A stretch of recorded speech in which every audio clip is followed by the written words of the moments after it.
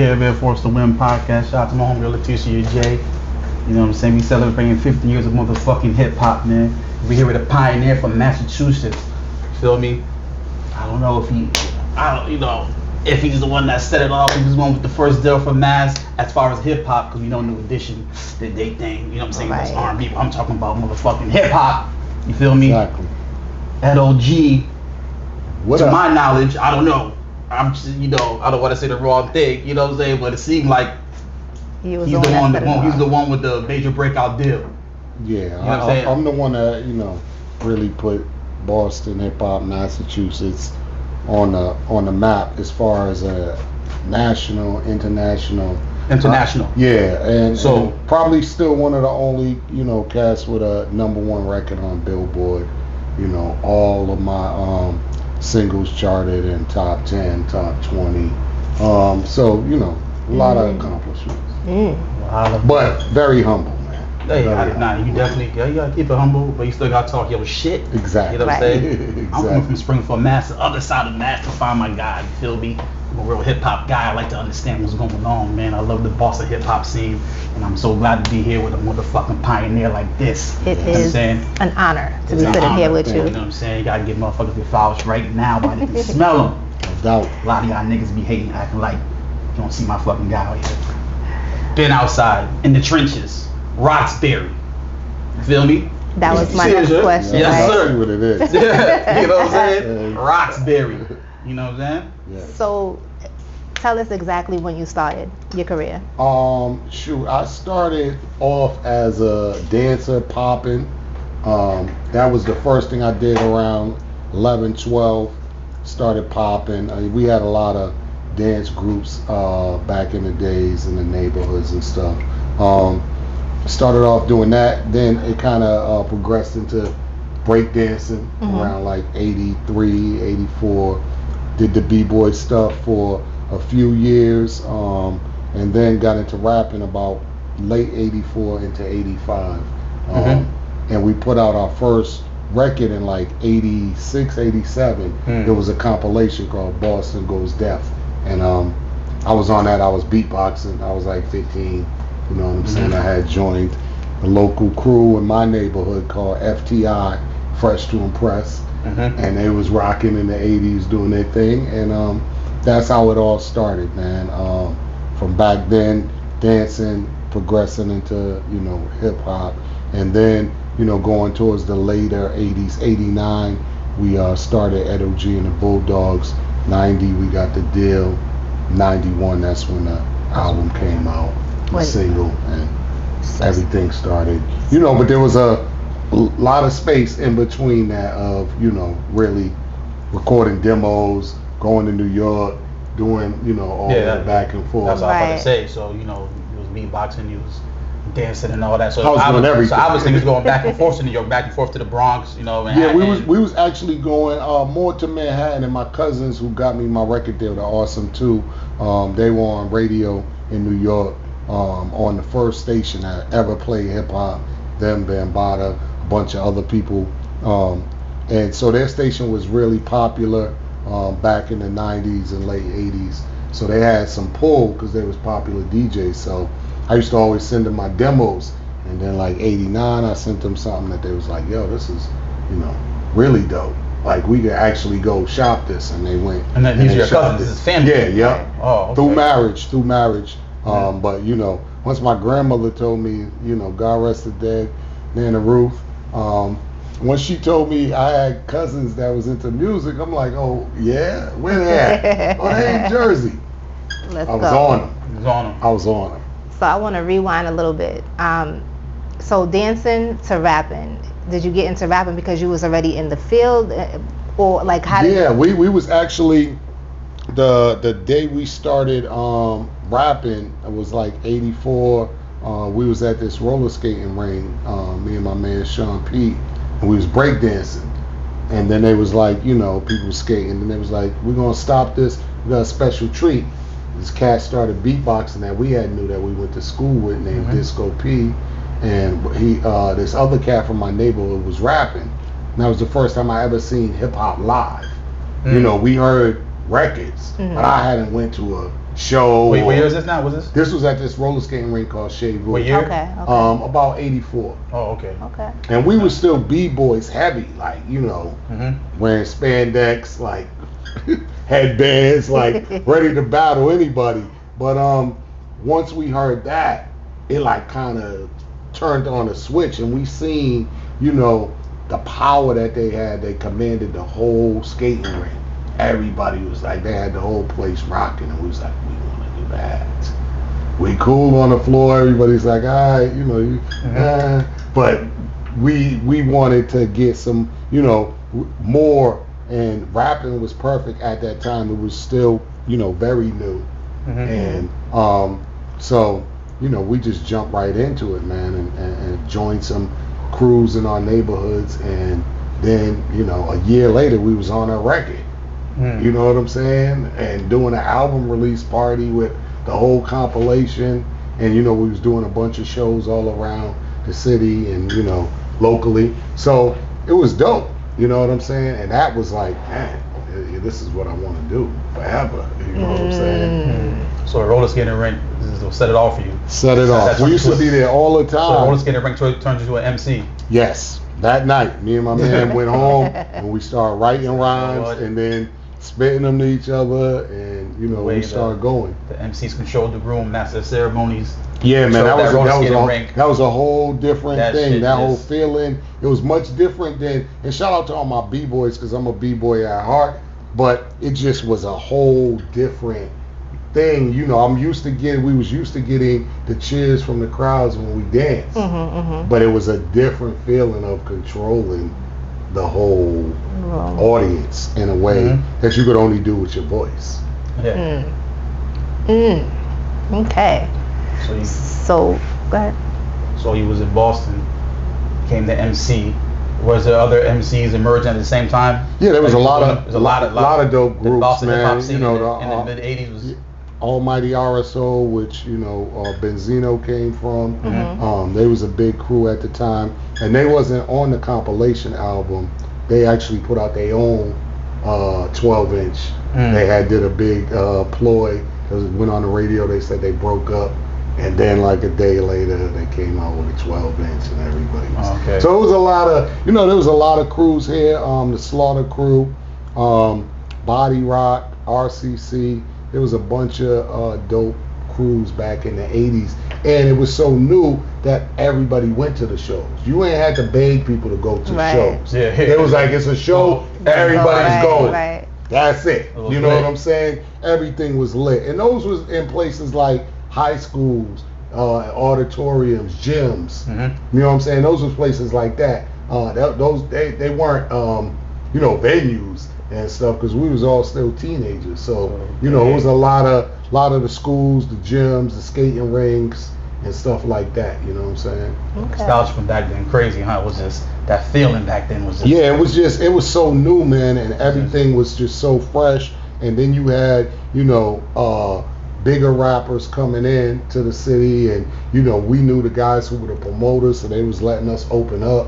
You know, in the later 80s, like 87, 88. Me and my boy, who I started rapping with, we had a crew. You know, we was doing our thing, opened up for Jungle Brothers, like in Finesse and Quiz. Just super dope, you know what I'm saying? To remember those days. And we opened up for MC Shan, like 86. You know what I'm saying? Crazy, you know what I'm saying? So those memories here in Boston was like really classic. And, you know, it was going on at the same time it was going on like in New York, just like it was going on in Springfield, just like it was going on in New York. Everything was going on at the same time. Once it hit, you know, once it came from New York, it was going on everywhere at the same time.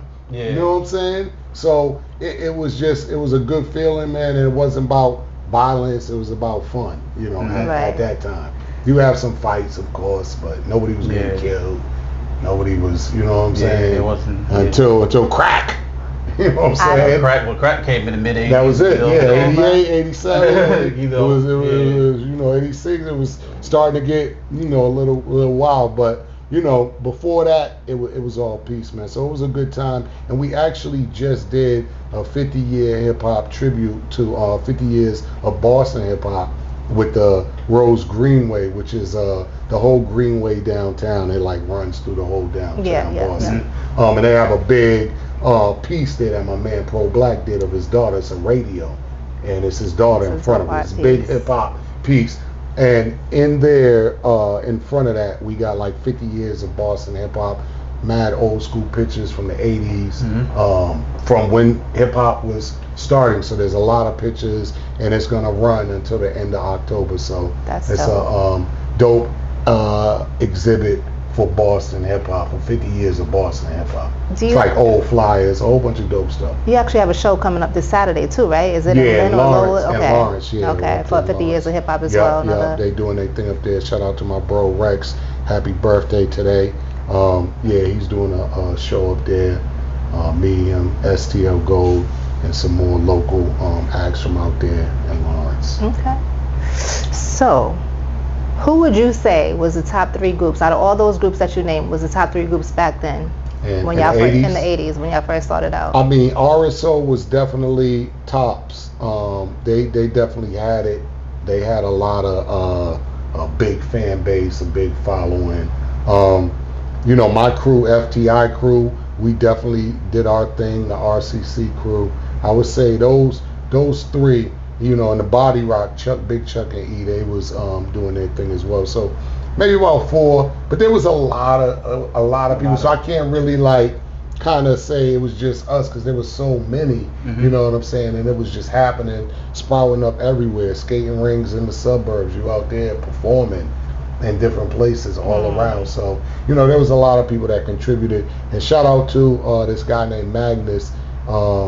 He played like a pivotal role in Boston hip hop. He had a radio station, and he played all the local joints. And he did a top 10 every week. Top 10 local, and they were in rotation. And these were just cassettes and demos. It was on the FM dial. Yep, it was on the FM. It reached all the way up to New Hampshire, almost down to Providence.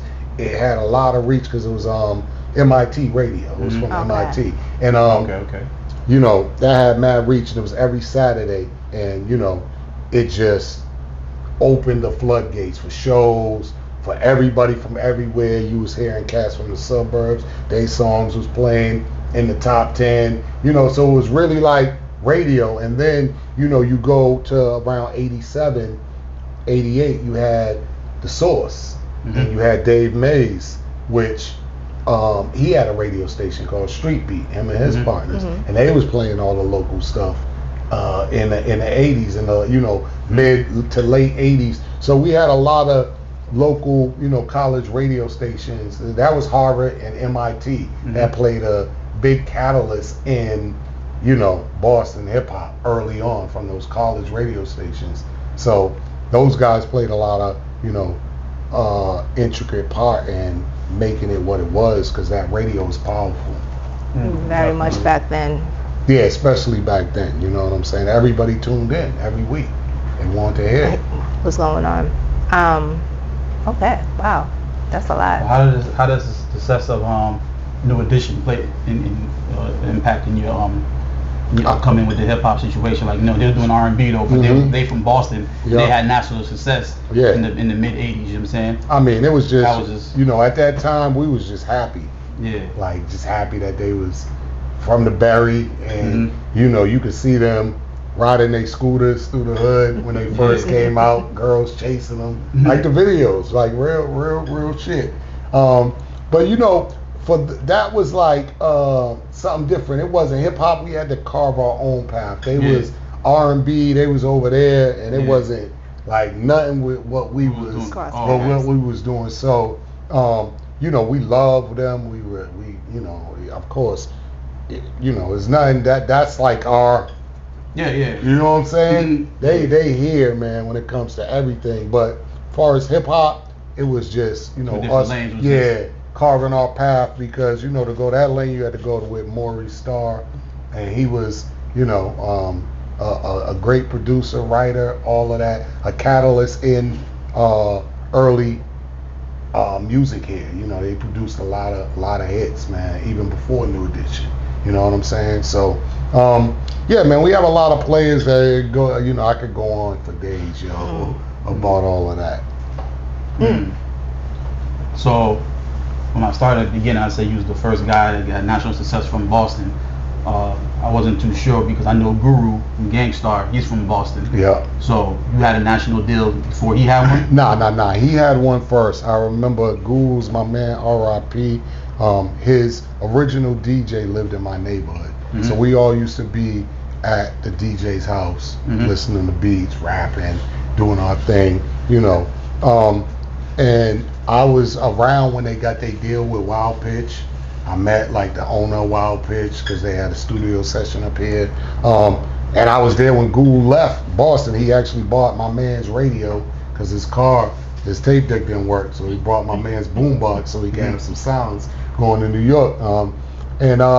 Yeah, so they was like, you know, before me with a deal. TDS Mob as well, they had a deal before me. But as far as, you know, hit records, I was the first one to come from here because Guru and Gangstar, they had a few records out before they kind of made some hits. You know what I'm saying? So they have records out in 88, if I'm not mistaken, or 89. You know what I'm saying? They had a few singles out. Then they kind of came out. They broke up. The Boston Guru got with Preem because the DJ was originally, you know, from Roxbury. Yeah. They all Boston dudes. He ended up getting with Preem, and then that's when they started. So you got okay. Yeah, doing their My thing. next question out there, they had Preem out here in Boston? Nah, Preem's from Houston. No, So, I know. Yeah, him and But Guru. you never had Preem out here in Boston? Nope, Like, never. oh. He wasn't. They met because Preem was signed to Wild Pitch too. Yeah. It's a crazy story, bro. And I just want to know, you know, Preem is like one of my top producers. Yeah, of so I course. just want to know if he was running around Boston with. Nah, he wasn't around here. Okay. Him and Guru met in New York because they were signed to the same label, Wild Pitch. Yeah. And then Guru's DJ, which was from here, didn't want to live in New York no more and grind it out, get the label. Guru was staying. Preem's MC went to the Navy, Army, whatever it was, military, and those two dudes hooked up. The label just said, "Yo, the DJ, you're a rapper. Y'all sign. I'm signed to both of y'all. You don't got a DJ. You don't got a rapper.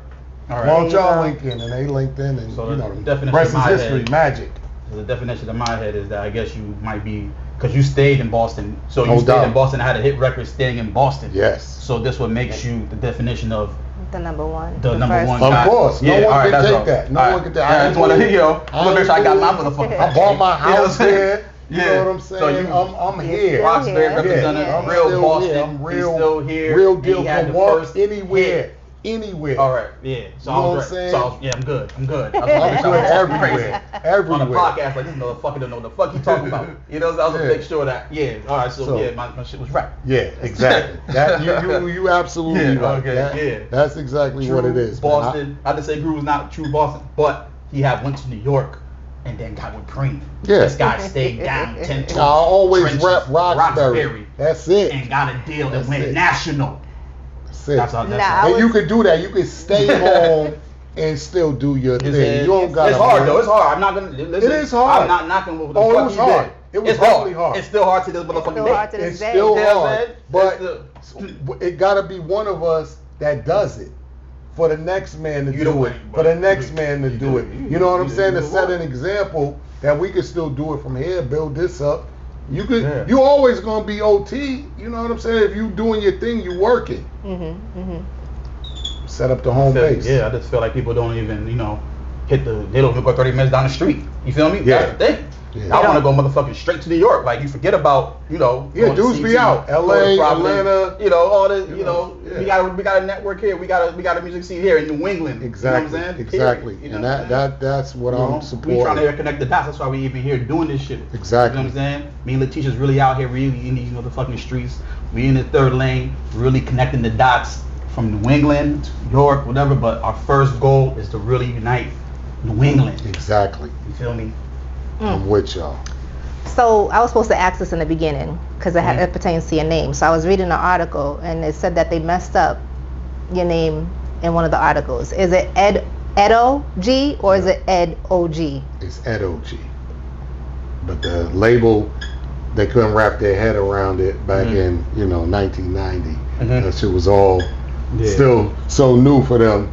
And they, the way they put it, they put the O and the G way over here.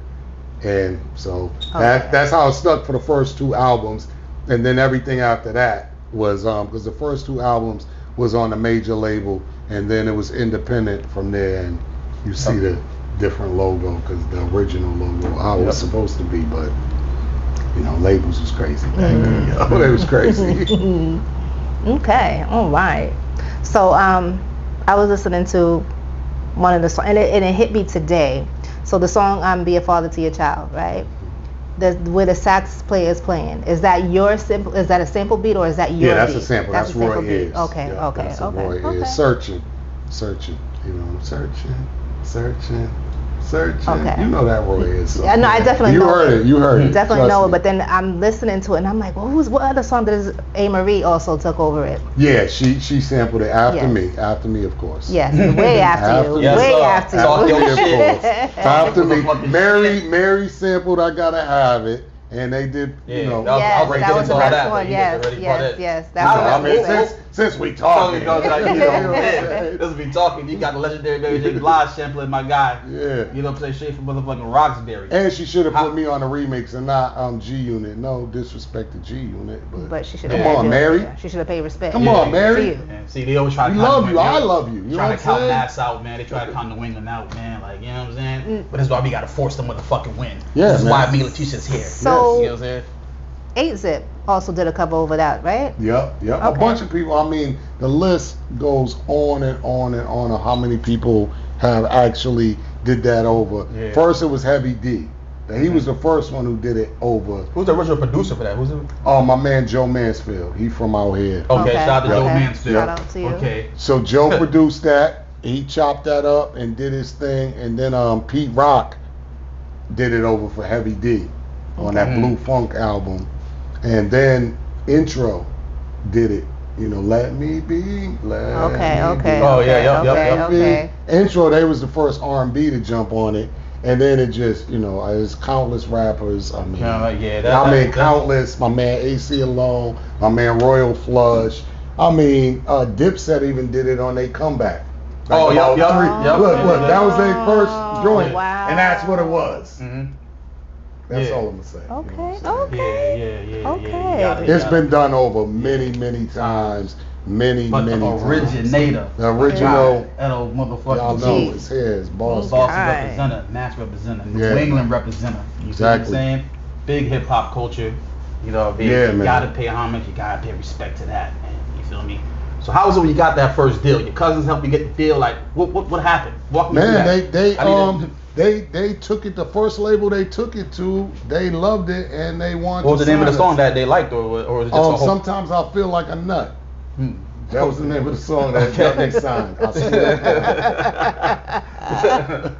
And it was that old. Sometimes I feel like a nut. Sometimes I don't. You know what I'm saying? From a commercial. Wanna give this guy a Almond deal. Joy. You know what I'm saying? It's an Almond Joy commercial. It was, and the dude who signed me, he actually signed. He used to work for Profile, and he had a super dope ear. His name is Brian Chin. Shout out to Brian Chin. He changed my life. He signed Raw Bass. He signed Special Ed when he worked at Profile. So he knows his shit. You know what I'm saying? And he signed me, and he signed Diamond D too. Because Diamond was on the same label as me. You know what I'm saying? So shout out to Brian. So what label was that you first went to? The first label was PWL / Mercury. Mercury was the distributor. That's the major part. So I was signed to an indie that had major distribution deal with Mercury. So we had to, deal with both of them. It's just like anything, Def Jam, Columbia, blah blah, Death Row, Interscope, same type of deal. So PWL, I was signed to them, and then the guy after the first album, he sold it to the president, and they changed the name to Chemistry, and that was the name. It was still Chemistry, Mercury, and so that's how it went. Man, that's major, man. Yeah, I mean it was good, man. Just signing and all of that. It was good. And once we the record went #1, then they like kind of pushed all the buttons. Then we was on Soul Train, Party Machine. We was like everywhere. You know what I'm saying? Like literally everywhere. BET every other week. I must have did Teen Summit like 4, maybe 5 times. I don't know if y'all. Yeah, I'm bringing it back. That's a little, Yeah. We're of that age. We're of that age. Yes. Teen Summit was a Saturday show that was super dope. It was for kids. It was for our generation, giving us some knowledge. That BET don't do that no more. But that was back in the days when they was on it. You know what I'm saying? So we was on BET, Rap City, and UMTV Raps. We had the #1 record on UMTV Raps on BET. Across the board. So that record did a lot of stuff, and once it did that, the label was just the push was on. We was out. So you was on national tours. Yeah, we was out. We was just everywhere, man, doing all kinds of.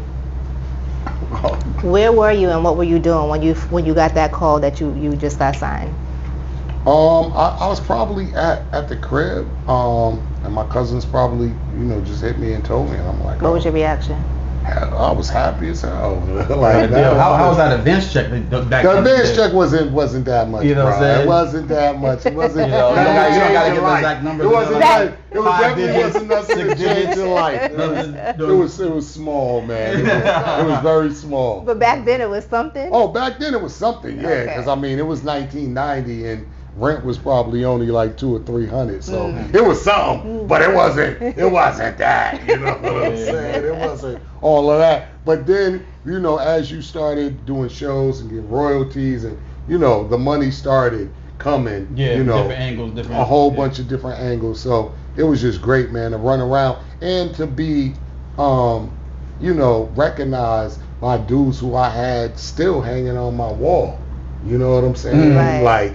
These dudes was Public Enemy, Houdini, Fat Boy. I'm meeting all these guys. I'm actually doing shows with these guys. We chilling backstage, chopping it up. Got that guy, and I'm like, I'm here with like these guys, bro. Roxbury and I'm we here with on. dudes who I bought records. I'm a fan of the music. You gotta be a fan of it. You know what I'm saying, to really love it. And I'm a fan of it, and.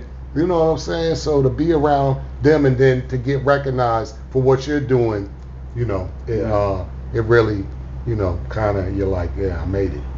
How did it feel coming into Boston? Now you have all this recognition from outside sources, from, bigger artists. Now you're coming to Boston, you're around Boston. Like, there was love, but there was also hate. So, I call mass the state of hate, not as much as it used to be, but back in the days, there was a lot of haters, man. Give me some examples, like, what was you going through as an artist back in the early 90s, as far as like? I mean, just being here, you had other groups that was mad. We actually got into a whole fight with, Benzino and them back in the days, because, they was making their noise. We was making our noise, and they was on what they was on. We was on, and it didn't mix. You know what I'm saying? Yeah. So there was a lot of that. There was just a lot of little niggas running around that just was asking all kind of dumb shit, like about lyrics and just dumb shit. You just trying to diss my man, like just all kind of asking people sneak dissing. Yeah, like sneak dissing niggas, all kind of crazy shit. So there was a lot of hate like that. But you was in the air. You didn't hear the niggas corny raps and none of that. You was just doing you. Yeah, exactly, man. and a lot of dudes was mad, at that time. But we didn't really pay it no mind. We just kept kind of pushing and doing what we did, but there was always more love than hate. But there just was that time we was going through a lot of, what I'm saying, because we was still around, so people would see us. You know what I'm saying? We was around. We wasn't like hiding. Like we made it and we stayed in the house. We was everywhere. Outside. You know what I'm saying? It was outside. Yeah. so where you guys was doing your thing and you guys was here, you guys was big. Benzino and them starting off, and they never try to do any collabs with you or anything like that? Nah, not back then. It was all beef. It was no love.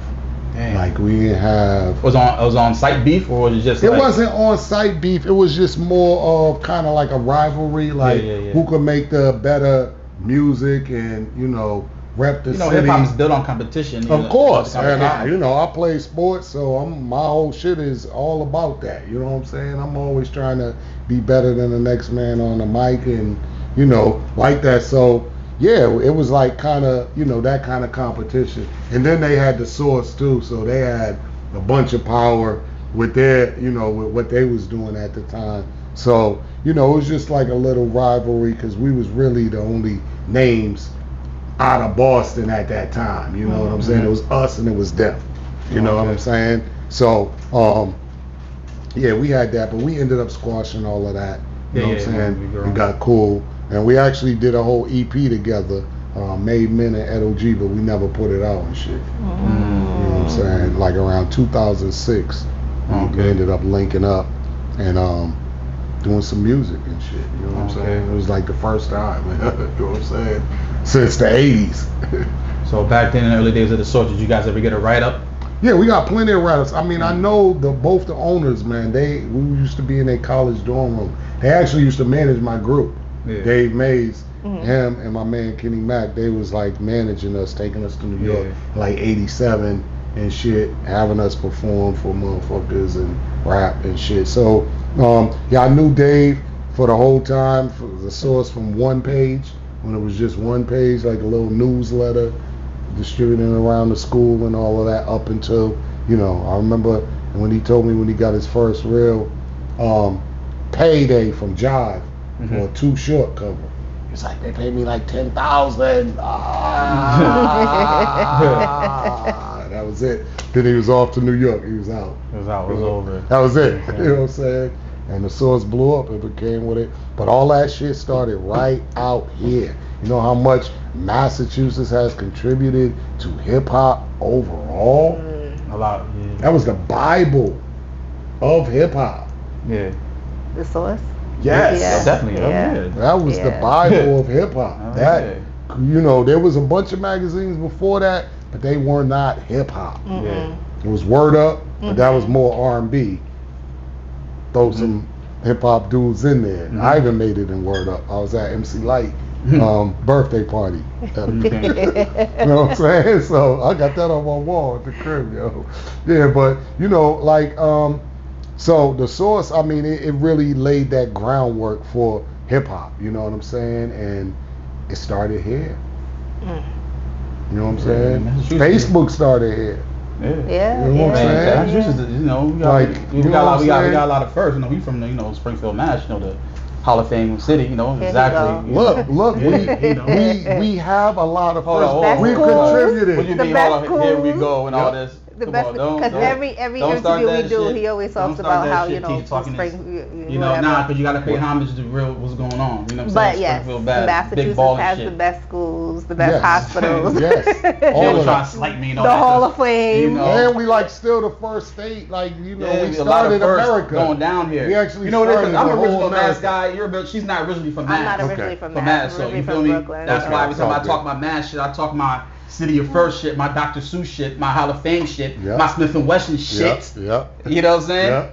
She gets like, oh, look at this guy, he's in his bag, he's always talking all this. Where you from? You know what I'm saying? I'm originally from Brooklyn. You know what I'm saying? But I've lived in Massachusetts for a while. Brooklyn, I just can't. They got this big, Brooklyn, everywhere they go. Everybody. You know what I'm saying? So you can yell out, is Brooklyn in the house anywhere in the world? That's one thing. And a motherfucker will be like, hell yeah! Brooklyn! Hell yeah, man! You can take me out of Brooklyn, but you can't take the Brooklyn out of me. I know Ursh a little bit when I talk my Mass shit. I got to talk that shit. Yeah. For sure. We definitely contribute. But we welcome you over arms though. Now you're here rocking with real Massachusetts veterans. Yeah. You understand what I'm saying? And we embrace you, Letitia. Okay. We love you. It's all good. So back to the questions. So do you still get the same, like when you do your performances on the stage, you still get that same thrill? Oh, hell yeah. Hell yeah. And it's even, this year has been amazing with it being 50 years of hip hop. Everywhere has been lit. All the shows have been lit. Everything has been seems like the insurgents for this, Yeah, it's a whole I mean, everywhere has It's been. like, Yeah. Everywhere. All summer I've been performing, and all the shows been crazy, and people been, loving it. You know what I'm saying? I So love that shit, man. I think that it just this 50 years really like and all the old OGs that started this, Mhm. in the 70s that never got their props, they got all their props Yeah. now. All their flowers. Everything. Mm. Everything. They right where they needed to be. And KRS said, I did something with him a few weeks ago in the Bronx at the Yeah, you're running with KRS a lot these days. You gotta get into that Yep. too. And man, he said something that was just, mind blowing. Like 50 years of hip hop. He said his line, 50 years down the line, we could start this. We'll be the old school artists.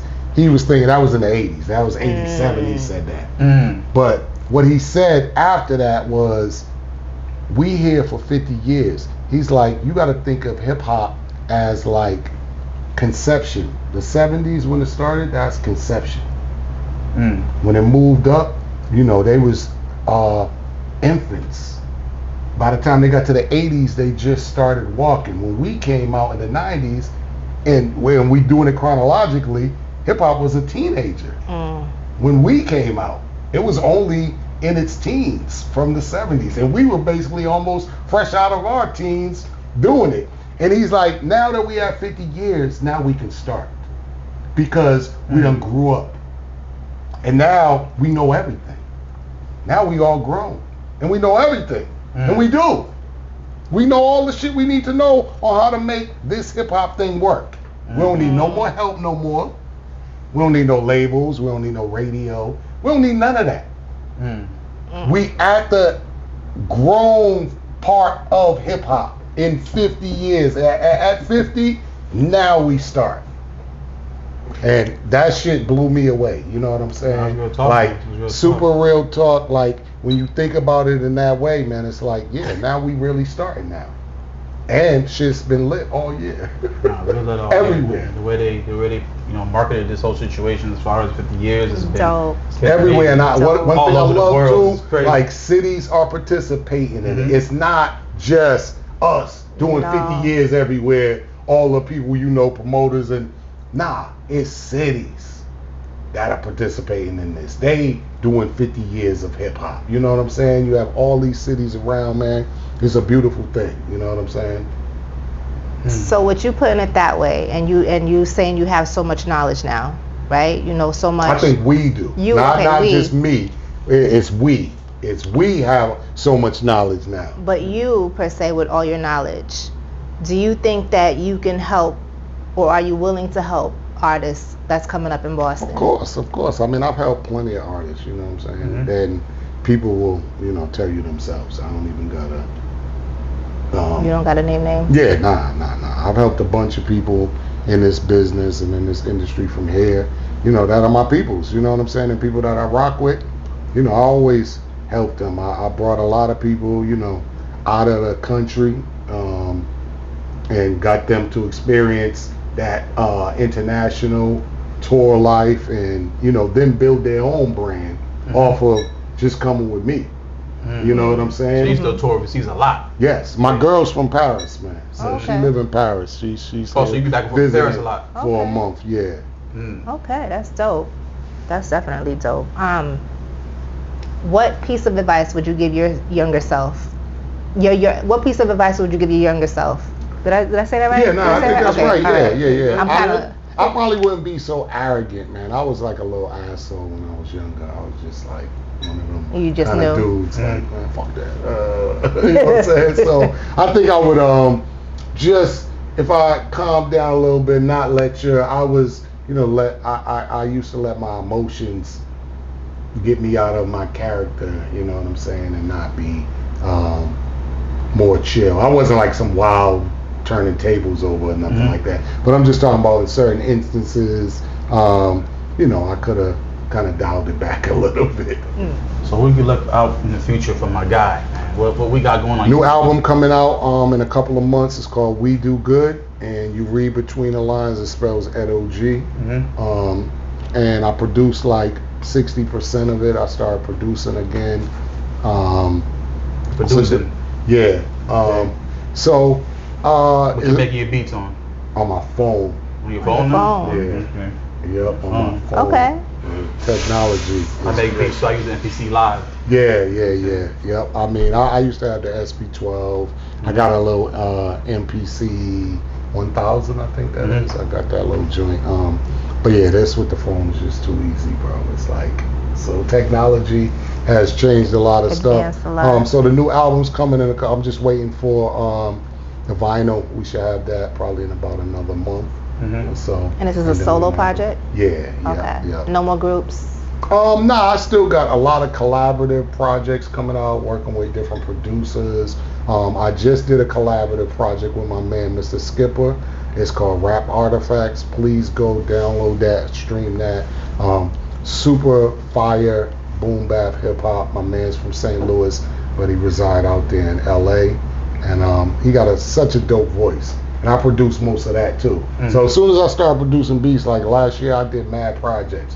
My girl produces as well. Oh, she produces too? That's dope. Okay. We on our Ashford and Simpson. And we got an album coming together, just instrumentals. We produced a whole album with my man who's a saxophonist, young cat from Berkeley named Seventh Son. So we got this boom jazz album we're gonna put out this year on top of my album. Few instrumentals, and we produced my boys in Atlanta produced a whole album for them. We've just been working, grinding doing our thing, and now it's time to start releasing a bunch of music. So I'm excited about releasing a bunch of stuff.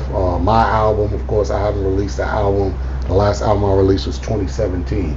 I've done a bunch of projects in between. Keep my name. I still. How many albums do you have? I would really have to do a, you know what I'm saying? I say around like 16, 17, yeah. Okay. About 16, 17, like that. But nobody's beating my man Term. Shout out to Terminology. He got like it must be about 60 now. Yeah, he don't play. Listen, Shout out to Term. He don't play. Another match representative. Shout out to Static Selector as well too. Exactly. You know what I'm saying? You ever work with them? Of course. That's my man Term. Yeah. Work with him all the time. That's my bro. Yeah, so we got to see more of that collaborative effort that do some math. And that's the North. That's Northern Mass. You know what I'm saying? Right. And we've been locked in with them for years due to my man Scientific. I had met him, R.I.P. And I produced a song called Lawtown for him back in '93. So I had got him a record deal. And you got a record deal? My man Scientific. Oh, okay. So he was the first cat out of my crew that I got a record deal. And he put out a song in '93 called Lawtown. And that was like putting Lawrence on the map. You know what I'm saying? So how is it running with KRS-One? He embraces you. See, that's. Tell me the beginning story of how you guys got together. That's the teacher. That's it. Look, I mean, I've been knowing him for mad years. So we run into each other when we run into each other at shows or whatever. And he just called me out the blue, like, "Hey man, I'm coming to Boston. I'm performing with Cypress Hill at House of Blues. You want to come through and rock? Do I gotta have it?" I'm like, hell yeah. You know what I'm saying? Came through, rocked it. It's like, man, I'm doing a little tour. I got a few shows next month. You wanna come? Oh, of course I want. No brainer. Let's go. So I just ran around with him. Yeah, for we did maybe about 3-4 shows, man.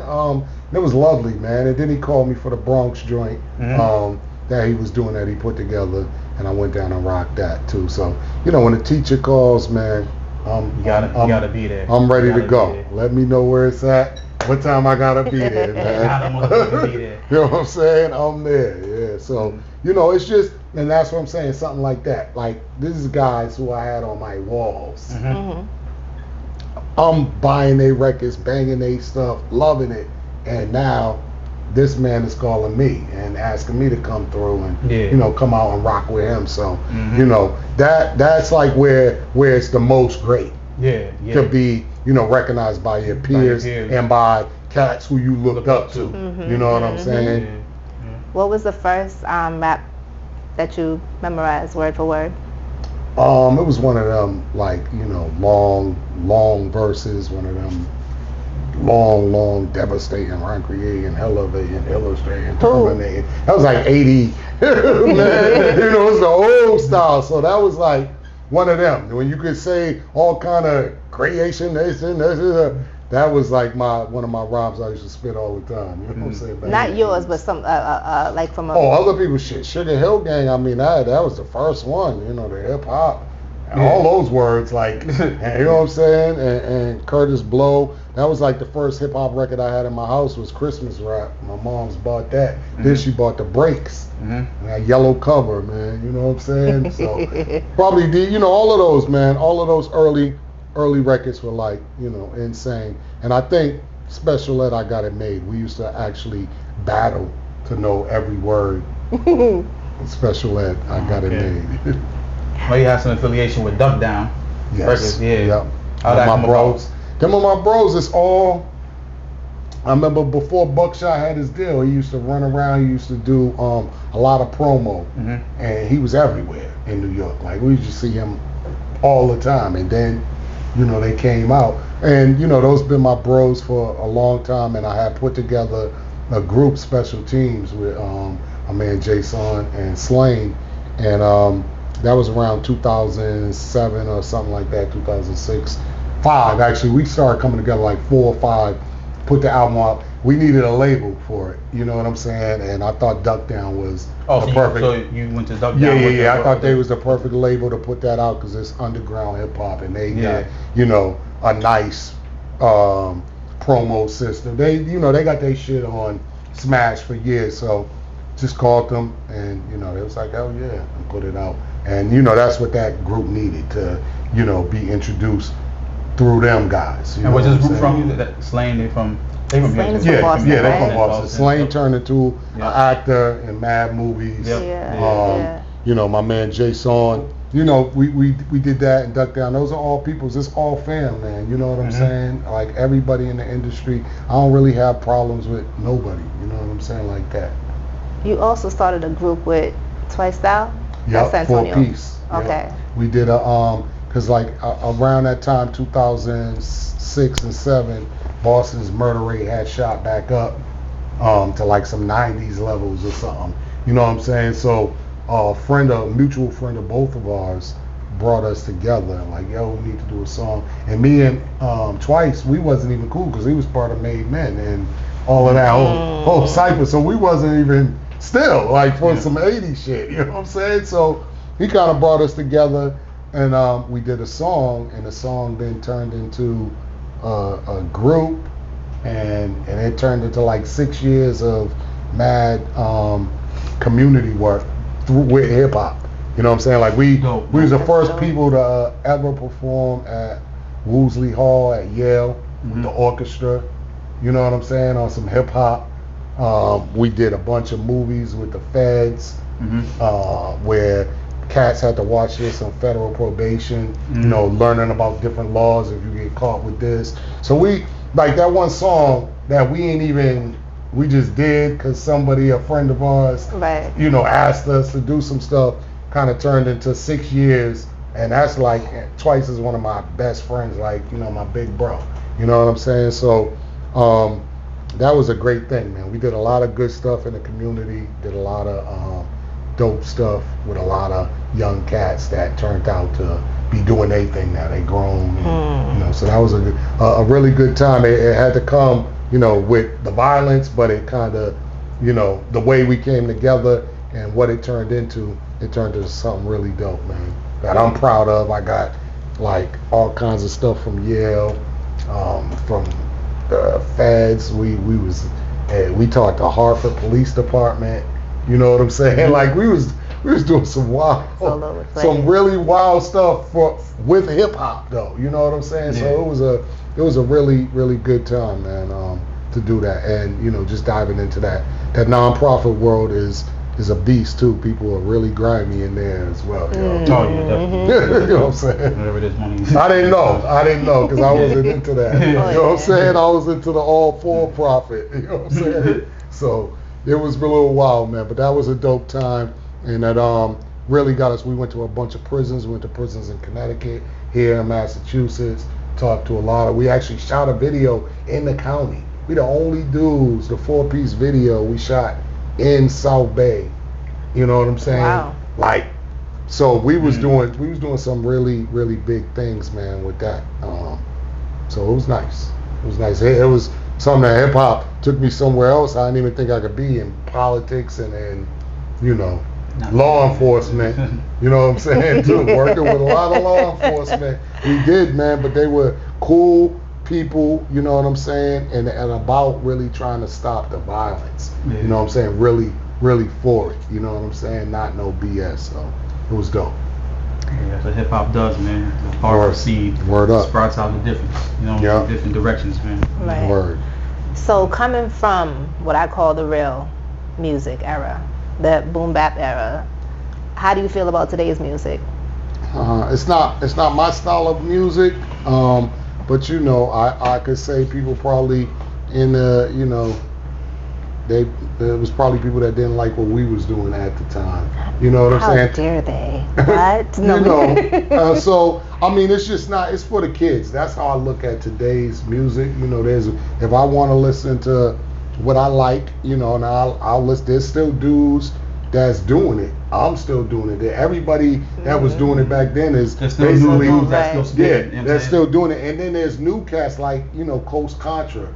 You know, Yeah, those Coast Contra, young guys coming in with that. There's a lot of young guys, I mean, that come in with that, you know, real. So there's a bunch of it out there. You look at the whole Griselda, that's nothing but real, grimy, dirty hip hop. It's there and it's new. Yeah. It's right now. Right now. So it's there for you. I don't, the stuff you talking about is like radio, Yeah. really. And I ain't listened to the radio since, you know, the 90s or some shit like that. So I don't listen to the radio. How do you So do you listen to drill music? I watch all of the drill people being, and that's so sad to say, but like on YouTube, all they getting killed. That's the only things I see. I don't really know the music. Okay. I just see when they dead and then somebody is doing a video about this rapper who got killed and blah blah. So no, I mean the drill is not bad though. You know what I'm saying? It's not, I don't like what it stands for, but I'm talking about overall sound wise, like a new sound. You know, I could rock with that. It has got some energy. You know what I'm saying to it, but I would never rap on that. I'm strictly, you know, what I do. I do what I do. But I'm not mad at the kids. You know, I'm definitely mad at all the killing in the drill rap. I mean, if they could change that, whatever they talking about, killing each other and smoking each other, into, you know, maybe just partying or fucking some bitches, excuse my French. It's all good. But you know what I'm saying? Just switch it up and start get off that killing, because you know we ain't never been in an era where so many rappers have died. And these are rappers we don't even know. They die every day now. And people publicize it like, even if they only had like 2,000 views for their whole career, they was like a rapper. Yeah. Like, so it's just like, you know, we gotta definitely try to, you know, switch that up, man. But, you know, all the trappy stuff and all that, I don't really rock with any of that. That's for my son. I got a 22-year-old, you know.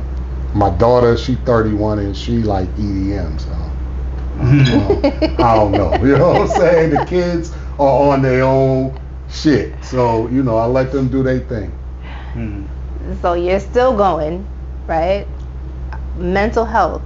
What does mental health mean to you in this industry? How do you? You know me. I think I'm strong mentally. You know what I'm saying? That's not any weak point for me. But I think, you know, if you have challenges, you should talk to somebody.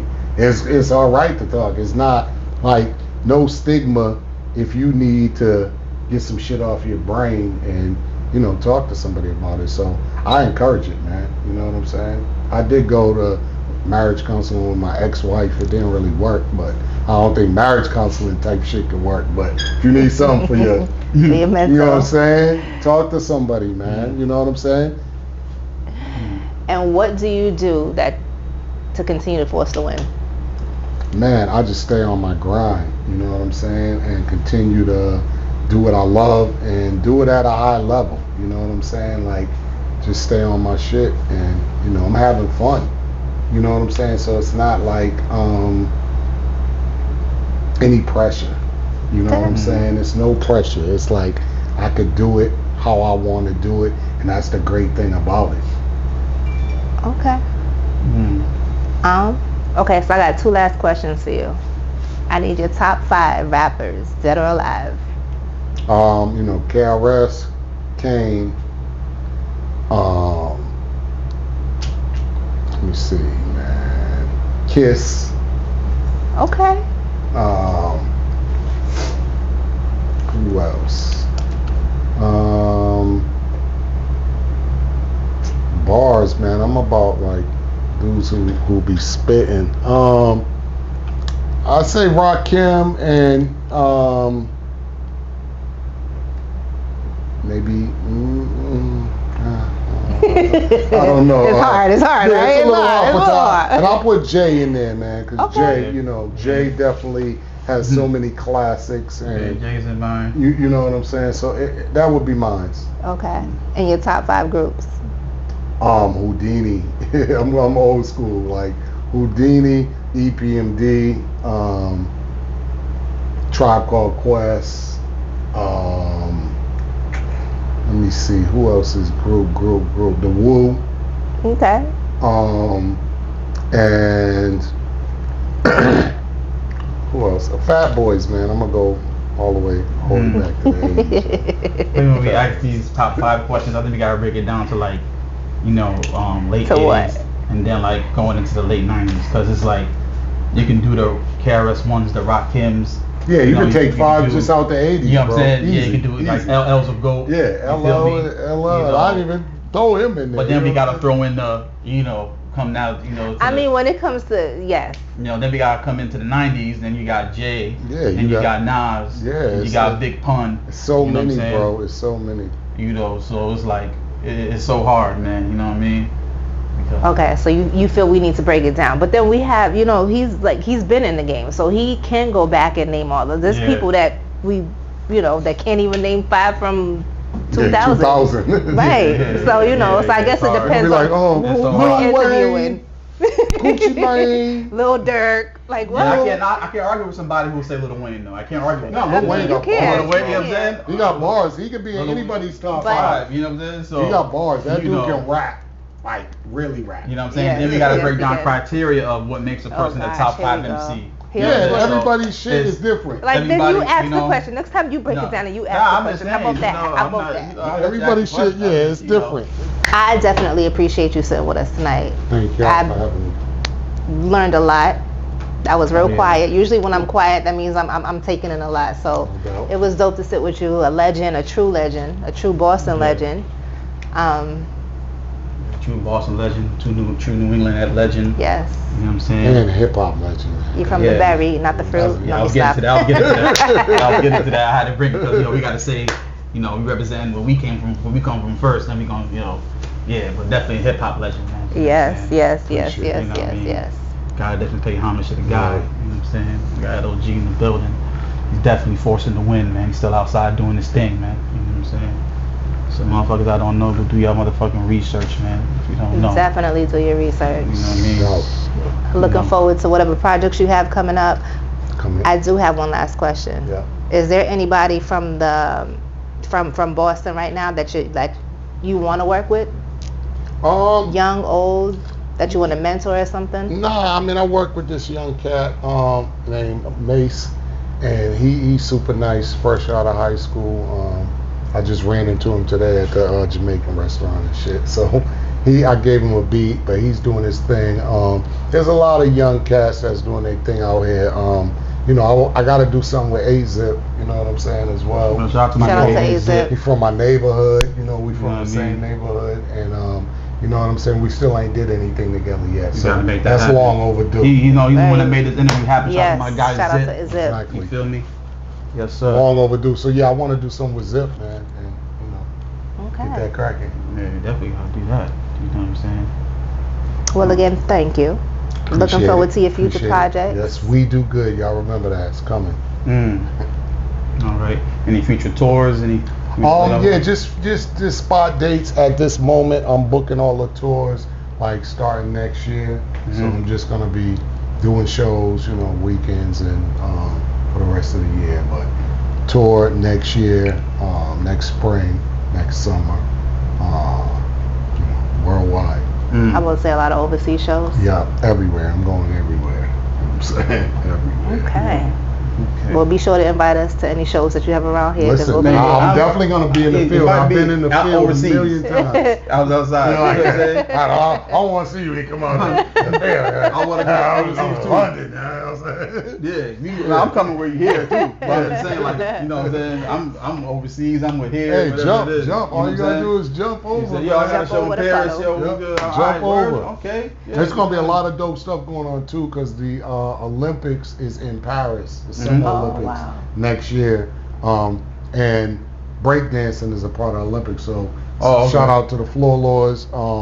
They in the Olympics. They from the city. They from Really? Boston. Yeah. Oh, wow, okay. Classic, b-boy group, and they're gonna be in the Olympics. So we plan on doing some events over there during the Olympics, some hip hop.